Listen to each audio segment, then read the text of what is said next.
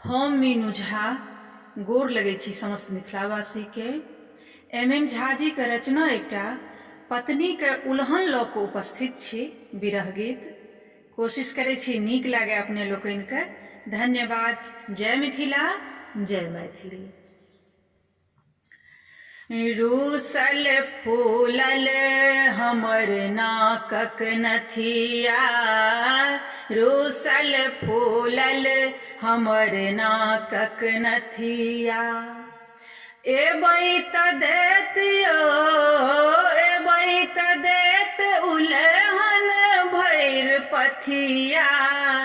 रूसल फूलल हमर नाकक नथिया, रूसल फूलल हमर नाकक नथिया। परहत गैर पायल छनकी का, मारत ताना कर कंकण खनकी का। परहत गैर ई पायल छनकी का, मारत ताना कर कंकण खनकी का। झुमका करत नहीं, झुमका करत नहीं अहाँ सँ कोनो बतिया। रूसल फूलल हमर नाकक नथिया, रूसल फूलल हमर नाकक नथिया। चमकैत टिकुली नहीं बूझत ओ भाषा, आँखिक अंजन के बूझब कुहासा। चमकैत टिकुली नहीं बूझत ओ भाषा, आँखिक अंजन के बूझब कुहासा।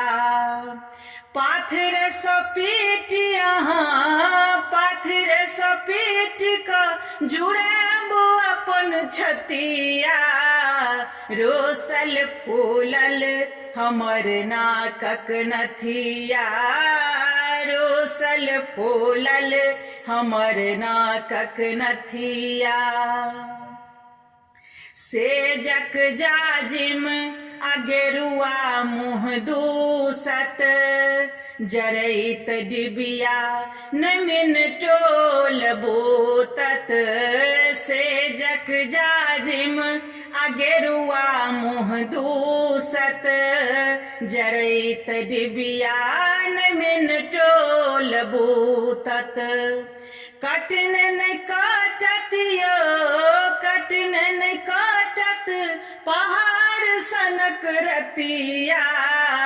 रूसल फूलल हमर नाकक नथिया, रूसल फूलल हमर नाकक नथिया। एबै त देत यो, एबै त देत उलहन भैर पथिया।